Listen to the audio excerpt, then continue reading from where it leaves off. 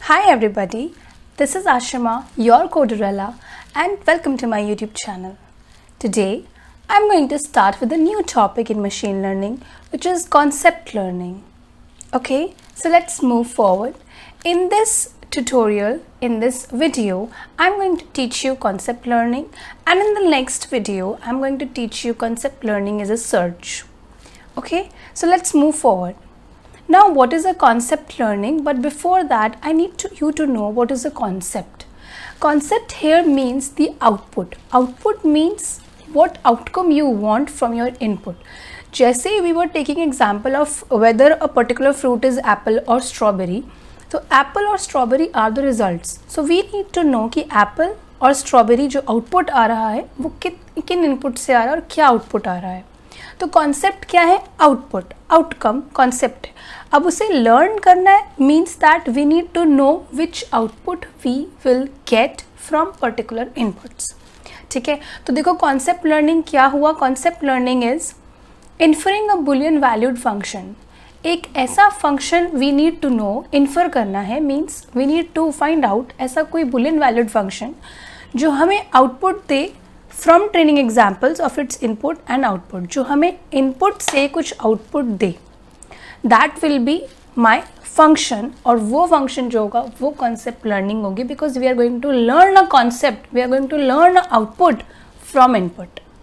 ठीक है, तो इसको एक्सप्लेन करने के लिए I will take a very easy example and very general example, which is let us say कि एक हमें फाइंड आउट करना है एक टारगेट कॉन्सेप्ट. कॉन्सेप्ट को मैं टारगेट बोल सकती हूँ ना, आउटकम बोल रही हूँ, आउटपुट बोल रही हूँ, तो टारगेट भी तो बोल सकते हैं ना. Target means we have to find out.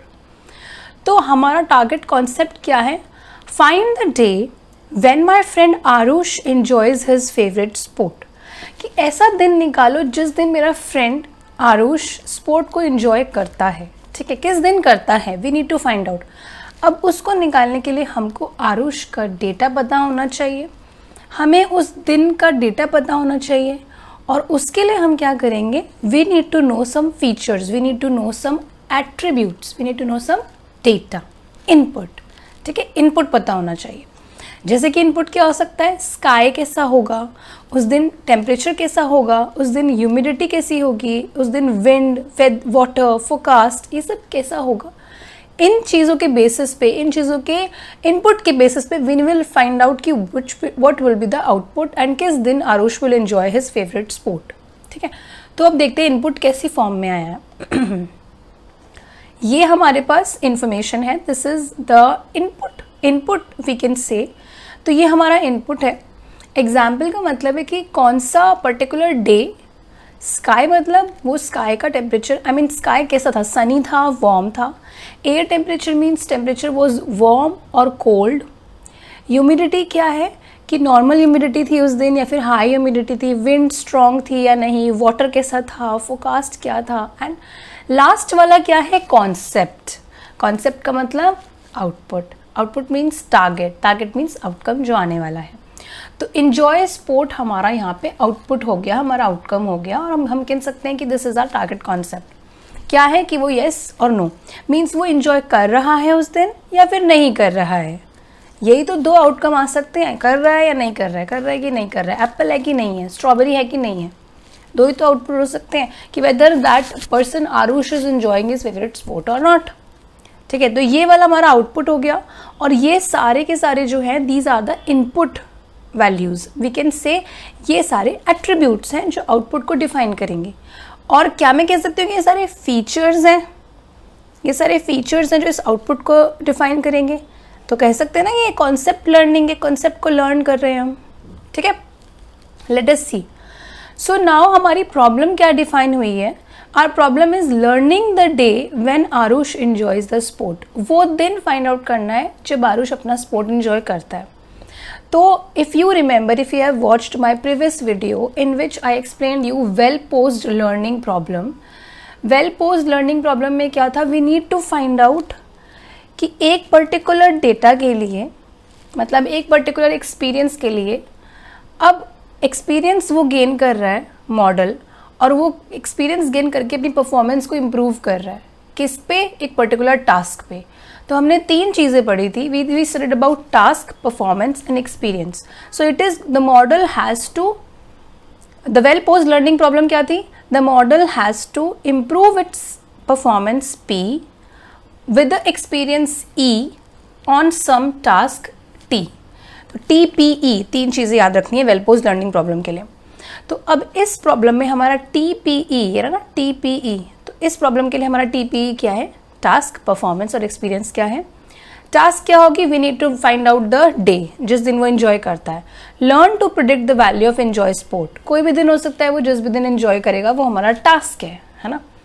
अब P क्या है? TPE में P क्या है? P मतलब परफॉर्मेंस. परफॉर्मेंस का मतलब क्या है? टोटल परसेंट ऑफ डेज जो मॉडल करेक्टली प्रिडिक्ट करेगा कि हाँ इस दिन उसने एंजॉय किया और इस दिन उसने सच में एंजॉय किया था. कहीं ऐसा तो नहीं कि मॉडल बोल रहा है कि इस दिन उसने एंजॉय नहीं किया बट उसने असली में तो एंजॉय किया था. तो ये तो एक्यूरेट नहीं हुआ ना. This will be an error. Model ने तो गलत बताया. फेशियल रिकॉग्निशन में मॉडल ने आपका फेस किसी और नाम का बता दिया बट असलियत में आपका फेस तो किसी और का, आपका फेस तो आपका है बट उसने कोई और नाम बता दिया. So that is an error for the model. That is an error, inaccurate result. तो परफॉर्मेंस इंक्रीज करनी है ना. तो परफॉर्मेंस क्या हुई यहाँ पे? Total percent of days correctly predicted, जो उसने सही बताए कि उसने सच में एंजॉय किया. ठीक है. Next is E. अब वो परफॉर्मेंस इंप्रूव करनी किस पर है? एक्सपीरियंस पे, E पे. E क्या है? सेट ऑफ डेज, वो दिन, सेट ऑफ डेज वो दिन जिसके लिए वो एंजॉय कर रहा है. वो दिन के एट्रीब्यूट्स क्या थे? वो दिन के कॉलम्स क्या थे? वो दिन के फीचर्स क्या थे? तो वो सारा एक्सपीरियंस हमारा ट्रेनिंग एक्सपीरियंस हो गया. ठीक है. अब इस टेबल में देखो, ये सारा डेटा जो है, this all features are training experience. Do you agree? Yes, you should agree कि ये सारा हमारा इनपुट है, ये हमारा सारा डेटा है, ट्रेनिंग एग्जाम्पल है. ये वाला क्या है? ये वाला क्या है? आउटकम है, टास्क है. परफॉर्मेंस क्या होगा? अगर मॉडल इसको सही बताएगा. करेक्ट? समझ गए? समझ गए ना? पक्का? नहीं समझे तो रिप्ले कर लेना, दोबारा देखना, आगे मत बढ़ना जब तक समझे नहीं हो. Replay it. ओके. सो अब देखते हैं, हमें प्रॉब्लम मिल गई. हमारी प्रॉब्लम क्या है? आरुष एंजॉय करता है स्पोर्ट को कि नहीं करता है. ठीक है. TPE मिल गया, 3 चीज़ें मिल गई वेल पोज्ड लर्निंग प्रॉब्लम की. Now our task is to find out the hypothesis. Hypothesis. If you have watched my previous videos, तो I have taught you what is a hypothesis. ठीक है. तो अब निकालते हैं कि hypothesis क्या होगा इसका. तो hypothesis representation निकालनी है. hypothesis क्या था? याद करो. hypothesis क्या था? करो. hypothesis was an assumption. machine learning में hypothesis क्या था? hypothesis was a line which clearly separates the labels. So in scientific terms what we can say about hypothesis कि जो input है उसको output में कैसे निकाला है. hypothesis is the line that transforms the input to the output, which transforms the input to the output. That is a function which transforms the input to a output. तो अब hypothesis को लिखना है हमें इस प्रॉब्लम के लिए, इस पर्टिकुलर प्रॉब्लम के लिए we should know the hypothesis. तो let us say कि हमने HI ले लिया एक hypothesis. HI is the hypothesis इस पर्टिकुलर रो के लिए, ये वाली रो के लिए. एग्जाम्पल 1 के लिए हम HI ले रहे हैं. I क्या हो जाएगा? 1, क्योंकि हम फर्स्ट एग्जाम्पल ले रहे हैं तो I की वैल्यू 1 हो गई. तो हम कह रहे हैं हाइपोथेसिस 1 क्या हो गया? HI 1 क्या हो गया? H1 हो गया.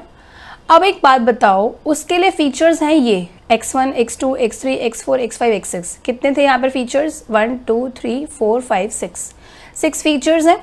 तो एक पर्टिकुलर ith के लिए, एक पर्टिकुलर एग्जाम्पल के लिए यहाँ पे हमारे पास 6 फीचर्स हैं और आउटपुट हमारा आएगा.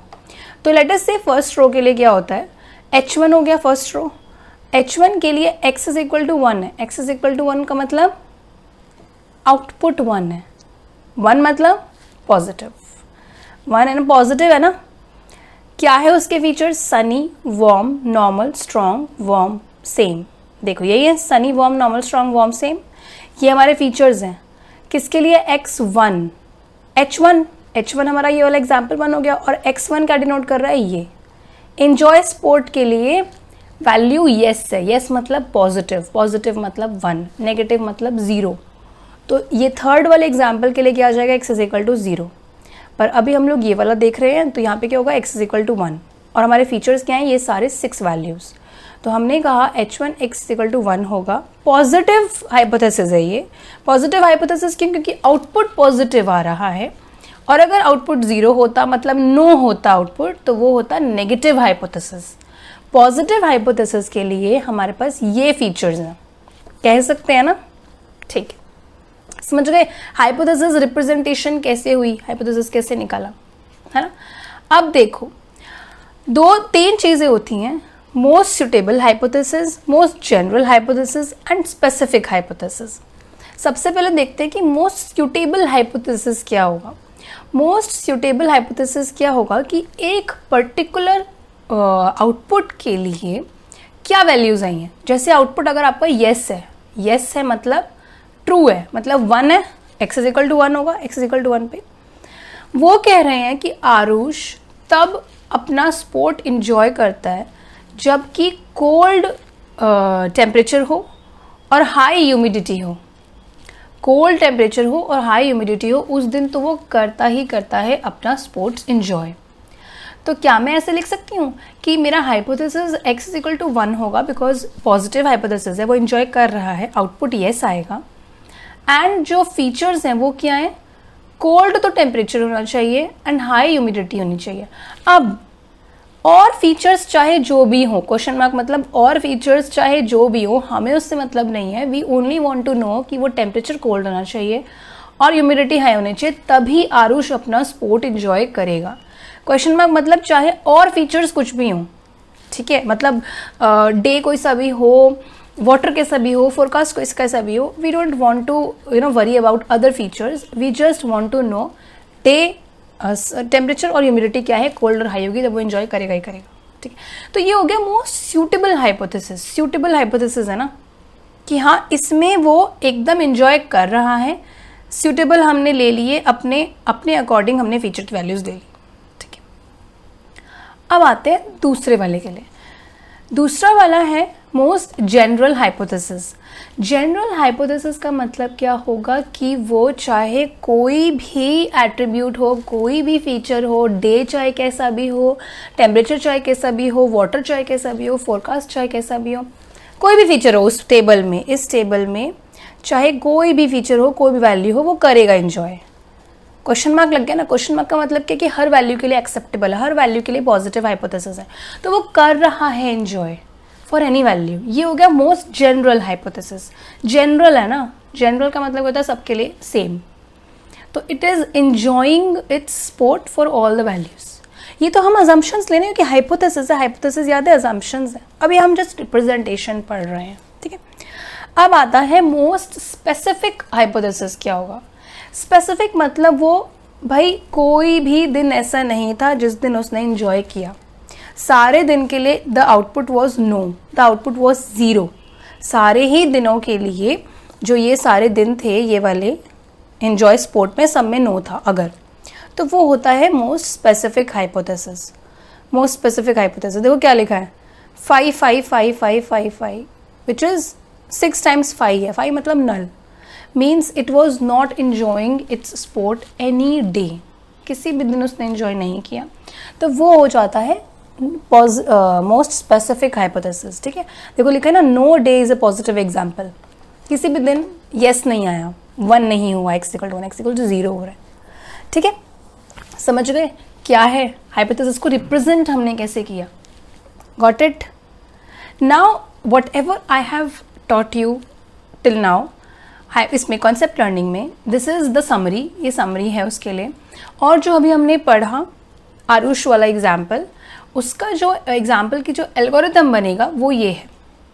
If you want to read, it's not like that much important, but if you want to read, समझना चाहते हो कि एल्गोरिथम कैसे लिखा जाएगा इस कॉन्सेप्ट लर्निंग टास्क का, एंजॉय स्पोर्ट का कॉन्सेप्ट लर्निंग टास्क का, तो you can refer to this algorithm. This image is showing the algorithm for the task that we have studied till now, ठीक है। तो इसमें हाइपोथेसिस निकाला है ये, ठीक है। So thank you so much for watching the video. I hope you liked it and I hope you got the knowledge. I hope you got the concept learning wala task.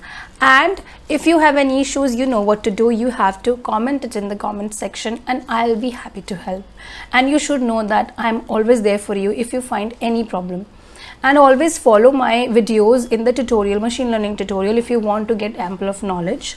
और video को share भी करना if your friends are finding difficult to learn machine learning. Exam है या interview है, कुछ भी है, अगर कॉन्सेप्ट समझ नहीं आ रहा है तो do share this video to your friends. And thank you so much for watching my video. Subscribe the channel and like the video, share the video, comment whatever you feel like. So bye bye, take care. This is your Codurella.